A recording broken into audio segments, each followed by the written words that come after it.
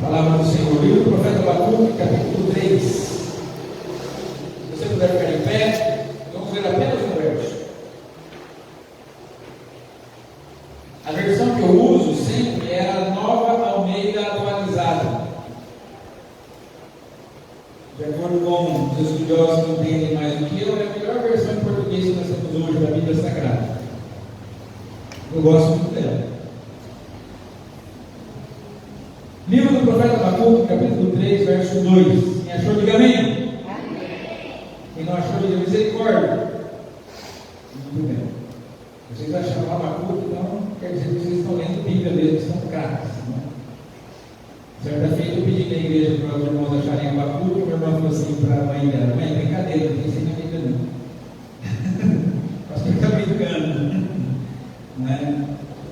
Geralmente as páginas do livro de Abacuque estão coladas ainda, porque não foram limpas. Mas você já encontrou, não significa que você tem lido a Bíblia. Ou que tem uma Bíblia eletrônica, mais fácil de achar, né? Muito bem. Diz assim o texto: Senhor, tenho ouvido a tua fama e me sinto alarmado. Aviva a tua obra, ó Senhor, no decorrer dos anos, e no decurso dos anos faze-a conhecida. Na tua ira, lembra-te da misericórdia. Agora, sem me importar se a tua versão é igual ou diferente da minha, nós vamos ler esse texto todos juntos. Você pode ler na sua versão, sem problema. Se for igual, também melhor.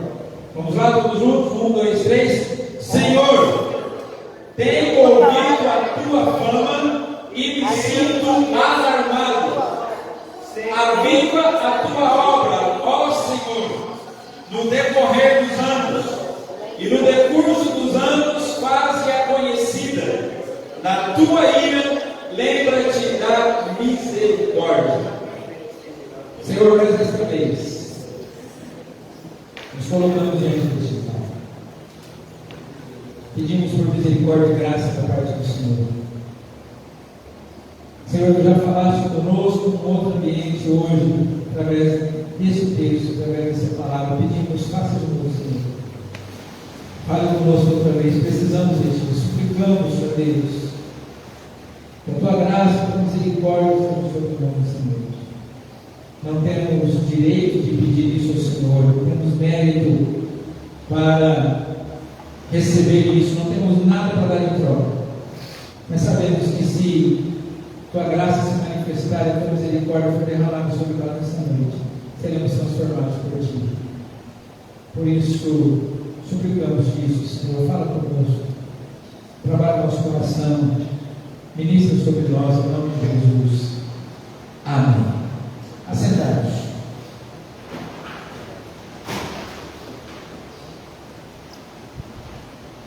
Eu espero sinceramente que a voz consiga chegar até o final. Eu tenho culto de manhã, pregação de manhã, louvor agora sem instrumento, e pregar mais uma vez. Então vamos lá. Nós estivemos no nosso encontro de avivamento que está acontecendo em Jales, ontem à noite e hoje pela manhã. E o tema do encontro é esse versículo que nós acabamos de ler. Uma parte dele diz: aviva a tua obra, ó Senhor. Esse é o nosso clamor, esse é o tema do encontro. E esse trecho do verso 2 do capítulo 3 do livro do profeta Abacuque é também o lema da Igreja Presbiteriana Renovada. Em todo impresso da Igreja Presbiteriana Renovada que você pegar na sua mão, você vai ver que está escrito: aviva, ó Senhor, a tua obra. Porque a nossa igreja é uma igreja que nasceu com um grande avivamento. Na década de 70, eu era recém-nascido, quase 50 anos atrás, em 1975, para ser mais exato, nasci a Igreja Presbiteriana Renovada. Através do derramar do poder de Deus, do fogo do Espírito Santo, irmãos tradicionais começaram a buscar o Senhor e foram tocados pelo Espírito Santo, receberam dons espirituais. Deus fez algo maravilhoso no meio do seu povo. Parecido com o que está acontecendo em Asbury, nos Estados Unidos, talvez todos aqui tenham ouvido falar. Há quase 10 dias atrás, ou mais de 10 dias, hoje é 19, né? Dia 8 a 11 dias atrás. numa universidade americana, lá no Kentucky. O culto havia terminado, mas depois que o culto acabou, alguns adolescentes resolveram continuar orando. E já faz 11 dias que a revelação não acaba. O Senhor começou a tocar aqueles jovens, e eles foram cheios do Espírito Santo, e eles estão orando, e outros estão chegando, e filas estão se formando, e já abriram uma outra igreja do lado para comportar o pessoal, e mesmo assim ainda tem fila, tem gente na chuva esperando o momento de poder entrar para participar desse mover de Deus, que alguns estão dizendo que é um grande reavivamento. A história conta que nessa mesma universidade, nessa mesma igreja, aconteceu isso outras 4 vezes. Essa é a 5ª vez que isso acontece. E eu não tinha parado para ver muita coisa a respeito. Eu vi um falando alguma coisa, outro falando outra. E expressei alguma opinião a respeito disso. E ontem sobrou um pouquinho de tempo, e aí eu fui dar uma procurada na internet sobre os vídeos e tal, os comentários, alguns comentaristas que a gente considera que são pessoas que têm uma visão responsável das coisas. E encontrei lá um vídeo do pastor Augusto Nicodemos, e alguém perguntando: pastor, aqui o que está acontecendo na Asbury? Podemos dizer que é um avivamento? E eu gostei muito da resposta do pastor Augusto, eu quero compartilhar com vocês, porque ele disse assim: olha, não dá para afirmarmos com certeza se realmente é um avivamento que está acontecendo lá, porque uma que nós não estamos lá, não é? E outra que alguns aspectos são importantes para identificarmos o verdadeiro avivamento. Alguns nós já podemos perceber naquele movimento. O primeiro é a imprevisibilidade. O avivamento é imprevisível. Você não consegue marcar dia e horário para o avivamento acontecer. E naquela igreja aconteceu isso, ninguém esperava. Era uma reunião de oração, era um culto que era feito todas as semanas, naquele mesmo horário, naquela mesma igreja, daquela mesma forma, e já muitas vezes eles tinham feito o mesmo culto e isso não tinha acontecido lá. Mas o Senhor derramou o seu Espírito Santo, aquelas pessoas foram tocadas, estão sendo tocadas já há 11 dias naquele lugar, sem esperar, sem marcar data, sem programar isso. Então, a imprevisibilidade é uma das marcas do avivamento, e isso está acontecendo. A outra marca de um avivamento que pode ser percebida naquele movimento que está acontecendo é a pregação da palavra. O avivamento ele sempre vem depois da pregação da palavra. A palavra de Deus foi pregada naquele lugar. O pregador trouxe uma mensagem simples, mas trouxe uma mensagem de arrependimento. Trouxe uma palavra bíblica. E aquela palavra tocou o coração daqueles jovens que fez com que eles ficassem orando e experimentassem o que estão experimentando. Então, o avivamento sempre vem após a pregação da palavra. É pela pregação da palavra que a fé vem, pelo ouvir da palavra de Cristo, escreveu o apóstolo Paulo. Terceiro aspecto que pode dizer se aquilo ali é um avivamento genuíno é a simplicidade. O avivamento ocorre geralmente em locais simples. Pessoas simples, pessoas que não têm maiores pretensões são tocadas pelo Espírito Santo de Deus. Eles não tinham marcado um culto especial, eles não tinham marcado a campanha, não tinha telão de LED, não tinha fumaça, não precisaram apagar as luzes, não convidaram um grande pregador, não trouxeram uma banda de sucesso, mas na simplicidade o Senhor tocou aqueles corações. E todos os grandes avivamentos eles começam de forma simples. A simplicidade é uma das marcas do avivamento.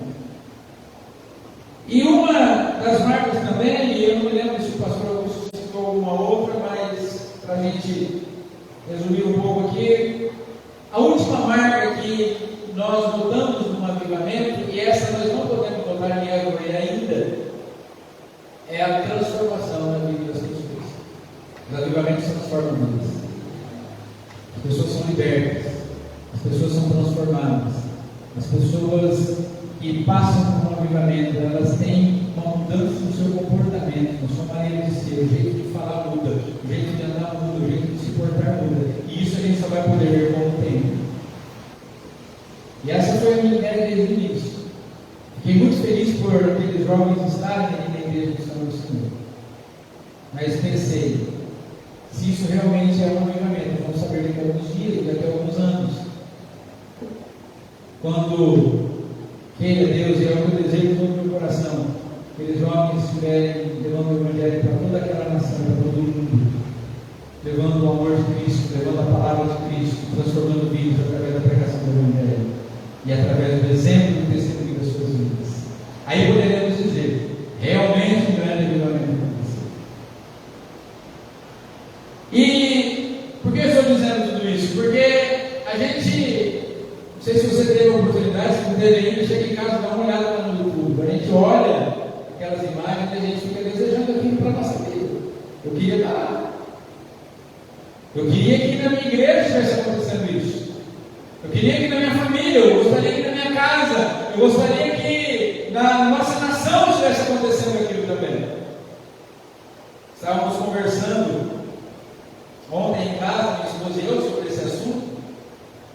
E aí nós falamos, como é que tudo isso aconteceu? Como que aconteceu? Aconteceu que simplesmente um grupo de adolescentes resolveu continuar orando para que tudo acabou. E aí minha esposa falou assim, alguém poderia fazer isso aqui. Eu falei assim, quem? Meus irmãos. Poderia ser a gente. Eles continuaram orando para que o culto acabou. Você pode fazer isso para o culto acabar depois. A gente pode, de repente, tentar. Porque assim, a gente vê tudo isso, isso nos inspira, nos aquece o coração. E o tema do encontro é: viva o Senhor a tua obra. Esse é o nosso clamor. Nós queremos clamar. Nós estamos clamando por um avivamento, sim ou não? Amém ou não? Eu desejo um avivamento na minha vida. Eu quero ser cheio do Espírito de Deus. Eu quero desfrutar desse poder de Deus. Eu quero ter experiências novas com o Senhor. Eu quero conhecer mais a Deus. E esse verso do livro do profeta Abacuque, que nós acabamos de ler, ele traz para nós um clamor, porque esse capítulo 3 do livro do profeta Abacuque é uma música. Abacuque, ele viveu mais ou menos 500 anos antes de Cristo. O nome Abacuque significa aquele que abraça a luta, aquele que abraça a causa. E Abacuque, ele vive no momento em que o povo de Judá, a nação de Judá, o reino sul de Israel, está prestes a ser conquistado pelos babilônios. Os babilônios estão vindo para subjugar o reino de Judá. Se você já sabe, eu peço um pouquinho de paciência. Se você não sabe, gostaria de dizer a você: a nação de Israel, depois da morte do rei Davi, e depois do reinado de Salomão, quando Salomão morre, assume o reinado em Israel o filho de Salomão, chamado Roboão. E quando as pessoas chegam para Roboão para dizer assim: olha, Roboão, o imposto do teu pai era muito caro. Teu pai cobrava um imposto muito alto da gente, e a gente não está aguentando pagar tanto imposto. Você poderia aliviar, você poderia ter um pouquinho de compaixão de nós. E aí Roboão se aconselha com os sábios, com os anciãos, os conselheiros de Salomão, e diz: o que podemos fazer? Os conselheiros falam assim: Roboão, se você servir o povo vai te servir. Se você ouvir a voz do povo, se você for complacente com o povo vai servir você. Mas acontece que no final da vida, Salomão se corrompeu. No final da vida, Salomão se afastou do Senhor. Ele permitiu que a idolatria entrasse no meio do povo. E por causa desse pecado, Deus disse que ia dividir o reino. Deus falou para Salomão: Salomão, eu só não vou destruir o reino de Israel e tirar toda a dinastia de Davi por amor a Davi. Por causa do compromisso que eu fiz com Davi, de que não faltaria rei no trono dele. Porque se não fosse um compromisso com Davi, ele nem uma parte ficaria. Nos filhos tudo. Mas por amor a Davi, Deus disse: eu vou dividir o reino. Não vai ser nos seus dias, vai ser no dia do seu filho. E esse Roboão aí. E depois de ter ouvido esse conselho dos anciãos, aí ele vai chamar os colegas dele. Ele pega lá os colegas dele, que eu cresci com ele, os colegas de escola, o pessoal que fez faculdade com ele e tal. A galera do boteco. E ele chega para o pessoal e fala assim: e aí, gente, o que você acha? Vocês acham? Ó, o pessoal está pedindo aí para diminuir os impostos, os anciãos acham que eu tenho que dar o dinheiro para o povo, vocês acham o quê? Os amigos de Robolão falam assim: nada a ver, cara. Fala para esse povo aí, se teu pai era ruim, você vai ser pior, você tem que ser mais poderoso, você tem que impor mais respeito. E aí o Romão fala assim: eu acho que eu vou falar com os meus colegas. Ele vai falar com os colegas dele e fala assim: o meu dedo mínimo é mais grosso do que os lombos do meu pai. Meu pai açoitou vocês com vara, então eu vou açoitar vocês com escorpiões. Uma coisa assim, não é isso. Então assim, se meu pai era ruim, você se prepara, que agora a gente não pode mais estar. Aí Deus levanta um tal de Jeroboão, e esse Jeroboão ele divide o reino. 10 tribos acompanham Jeroboão. 2 tribos apenas ficam com Roboão, Judá e Benjamim. No reino do norte, onde ficam as 10 tribos que acompanham Jeroboão, não teve um rei que prestasse. Jeroboão se corrompeu, os descendentes dele, outras dinastias foram se levantando, nenhum deles andou com Deus. Todos fizeram o que era mal aos olhos do Senhor. Desampararam Deus que andaram nos caminhos de Jeroboão, filho de Nebate, fazendo o povo pecar e irritar o Senhor. Até que a paciência de Deus acabou com eles. No ano 750, os assírios invadem o reino do norte. 750 a.C. Os assírios invadem o reino do norte, deportam todo mundo. E o reino do norte de Israel deixa de existir. 150 anos depois é a vez do reino do sul, porque no reino do sul alguns bons reis se levantaram, mas o povo também se corrompia. Então, em algum momento havia um avivamento. Deus levantava um rei que temia o Senhor, ele fazia uma grande reforma, quebrava os ídolos, trazia o povo de volta à adoração, e era uma vez, aí ele morria, ele tinha um filho, e fazia tudo errado, o povo voltava tudo para a idolatria. E Deus foi avisando. Deus levantou Isaías, Deus levantou Jeremias, Deus levantou Oséias, e o povo, esses profetas foram falando, e o povo não deu ouvidos. Até que, mais ou menos no ano 500, Deus falou assim: chega, minha paciência com vocês acabou. Os babilônios estão vindo aí, e eles vão invadir Judá, vão pôr fogo no templo, vão derrubar as muralhas da cidade, e vão matar aqueles que eles puderem matar, e o resto eles vão levar cativo para a Babilônia. Então vocês vão ficar lá 70 anos como escravos.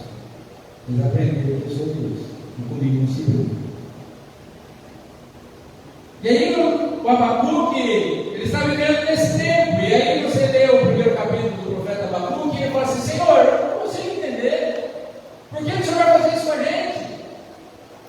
Senhor, eu preciso que o Senhor me dê uma resposta, porque os babilônios vêm aí, e eles vêm contra nós não temos força contra eles, o que vai acontecer conosco?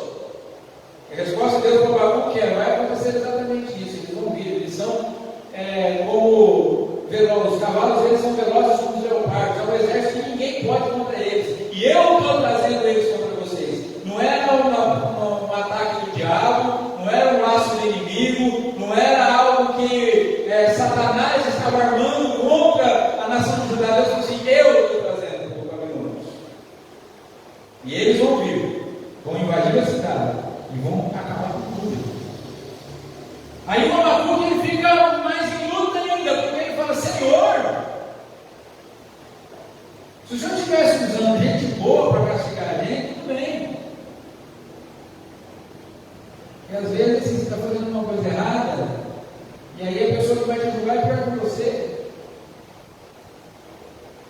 O Abacuque fala: se o Senhor tem que levantar alguém justo para nos castigar, tudo bem, mas os babilônios são piores que a gente.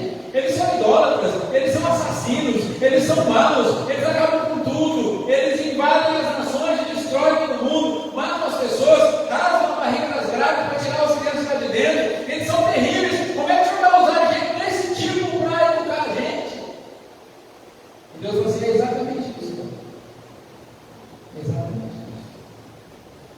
A segunda resposta de Deus para Abacuque é: eu sou dono de todas as coisas, eu sou dono do universo, eu sou o rei de tudo, e eu estou vendo tudo o que está acontecendo, e dos babilônios eu vou cuidar. Porque Eles vão ser os opressores de vocês. Vai chegar o dia deles acertarem contas comigo também. E aí, quando Abacuque entende que não tem como fugir da disciplina de Deus, e que a disciplina de Deus é justa, e que Deus é justo, e que Deus está no controle, aí começa a cantar. Esse capítulo 3 do livro do profeta Abacuque é uma canção, é uma música. E no final aí do seu texto do livro, se você tiver com a Bíblia aberta, está escrito assim: para ao mestre de canto, para instrumento de cordas.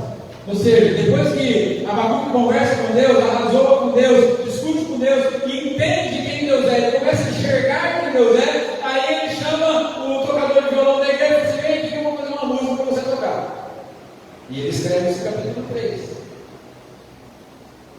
Esse capítulo 3 é um salmo. E esse salmo ele começa com um clamor para o avivamento. E nessa noite nós podemos olhar para esse texto e entender um pouco desse clamor para o avivamento. Como nós podemos clamar por avivamento na nossa vida, na nossa família, na nossa casa, na nossa igreja, no nosso bairro, na nossa cidade, na nossa nação. Como que é o clamor por avivamento? Em que consiste o clamor por avivamento? Esse verso que nós lemos, ele tem 3 frases. Em algumas versões estão separadas apenas por vírgulas. Em outras estão separadas por pontos, como na minha está separada por pontos. Então tem 3 frases nesse versículo. Primeiro: Senhor, tenho ouvido a sua fama e tenho estado alarmado. Tenho estado perplexo, tenho estado estarrecido. A segunda frase: Senhor, aviva a tua obra no meio dos anos, e no meio dos anos faz-a conhecida. E a terceira frase é: na tua ira, lembra-te da misericórdia. São 3 frases que falam de 3 aspectos, 3 atributos de Deus. Fala a fama de Deus, o nome de Deus, fala da obra de Deus e fala da misericórdia de Deus. E são 3 coisas que nós precisamos incluir nessa nossa oração e nesse nosso clamor por avivamento. Então o profeta começa dizendo: Senhor, eu tenho ouvido a tua fama e estou aterrorizado, estou perplexo. Na minha versão aqui, me sinto alarmado. Primeira coisa que eu e você precisamos, irmãos, para clamarmos a Deus por avivamento, é conhecer quem é Deus, conhecer a fama de Deus, conhecer o nome de Deus, ter uma correta percepção de quem é Deus. Às vezes isso parece óbvio para a gente, mas não é. Nós vivemos num tempo em que nós estamos com a visão embaçada a respeito de Deus. Nós tratamos Deus como se fosse um de nós. Tratamos Deus como se fosse um subalterno nosso, como uma entidade do universo que existe para fazer a nossa vontade. A nossa oração tem sido mais: Senhor, seja feita a minha vontade, aqui na terra, na hora que eu quiser, ao invés de seja feita a tua vontade aqui na terra, da mesma forma como ela é feita no céu. Porque a vontade de Deus no céu é feita, amém? Alguém discute a vontade de Deus no céu? Alguém discute a autoridade de Deus no céu? Alguém já tentou. Se deu muito mal. É réu de pecado eterno. Isso é uma coisa que é impossível o diabo se converter. Isso é impossível. Eu já ouvi falar de gente que orava para o diabo se converter. Isso é impossível. Ele é réu de pecado eterno. Não tem salvação para ele. Por isso que eu e você precisamos estar atentos com relação ao pecado. Porque se para ele não tem perdão, para aqueles que negaram a oferta do perdão de Deus, também não haverá. Nós não podemos rejeitar a oportunidade de arrependermos dos nossos pecados e entregarmos nossa vida a Cristo. Porque Deus não vai deixar passar. E se Ele perdoar a mim, Ele vai ter que perdoar o diabo também. Imagina ele chegando lá diante do Senhor, entrevista lá no céu, isso é hipotético, não sabemos se isso vai acontecer. Fabiana, e aí? Senhor, estou aqui, querendo entrar aí no céu, né? Tá, mas você se arrependeu do seu pecado? Não. Você se converteu? Não. Você confessou Jesus como Salvador? Não, mas e daí? Deixa eu ficar aqui. Tinha tanta gente pior que eu lá. Tinha tanta gente pior que eu lá no mundo. Eu era um cara tão legal, foi até pastor. Mas você se converteu? Não, não converteu. Fiz de quando? Fui à igreja, enganei com gente e tal, mas me converter? Não, não fiz. Aí de repente, vamos supor, Deus fala assim: faz o seguinte, hoje eu estou bonzinho. Passa e entra aí. Na mesma hora, o Satanás vai dizer: e eu? Se ele pode, eu também posso. Alguém perguntou para você assim: por que Deus não julgou os maus? A resposta do C.S. Lewis foi assim: muito bem, Deus resolveu julgar os maus. Quem é o primeiro? Quem vai primeiro? De repente eu olhava e disse: chama o André. Mas o André falou assim: não, por que eu? Olha lá o Jair também. Aí eu já tudo bem, eu vou, mas Deus chama. E aí, o dia que Deus chamar o primeiro, tem que chamar todo mundo. E o juízo será final. Então Deus só tem misericórdia da gente. Para a gente ainda tem misericórdia. Mas esse clamor por um avivamento, irmãos, para que nós possamos orar por um avivamento e essa oração ser efetiva, ela primeiro precisa partir do coração que tem consciência de quem Deus é. Porque o profeta Abacuque, quando ele está orando aqui, ele fala assim: Senhor, eu tenho ouvido a tua fama e saber quem o Senhor é está fazendo eu tremer por dentro, eu estou alarmado, estou perplexo. Porque Abacuque agora consegue ter a consciência de que o Deus com quem ele está discutindo é o Deus criador dos céus e da terra. O Deus com quem ele está discutindo é o Deus que abriu o mar vermelho, é o Deus que conduziu o povo no deserto, é o Deus que destruiu 14 nações quando eles entraram na terra do Egito. Ele é o Deus que liderou Israel em todas as vitórias, em todas as batalhas. Ele é o Deus que levantou os profetas, ele é o Deus que se fez carne e habitou entre nós, ele é o Deus que morreu naquela cruz por causa dos nossos pecados, ele é o Deus que ressuscitou ao terceiro dia para nos abrir a porta da salvação. Ele é o Deus presente, ele é o Senhor, aleluia. E é esse Deus que eu e você precisamos conhecer. É o Deus que é maior que o nosso pecado, é o Deus que é maior que o nosso vício, é o Deus que é maior que a nossa angústia, é o Deus que é maior do que as nossas frustrações, é o Deus que é maior do que as nossas decepções, é o Deus que é maior do que as nossas fraquezas, é aquele que é Deus acima de todas as coisas, que é acima do céu, acima da terra e debaixo da terra, não há ninguém maior do que Ele. E eu e você precisamos tremer diante desse Deus. Ele é o nosso Pai amoroso, Ele é o nosso amigo, mas Ele é Senhor. Não é um de nós, não é sequer o melhor de nós. Ele é Senhor. E quando eu e você temos consciência desse Deus, não há coração duro que não possa ser quebrantado, não há frieza espiritual que não possa ser aquecido, não há dificuldade alguma que nós enfrentamos nesse mundo que não pode ser superada. Não há nada no universo que possa impedir o avivamento de Deus na vida daquele que sabe quem Deus é.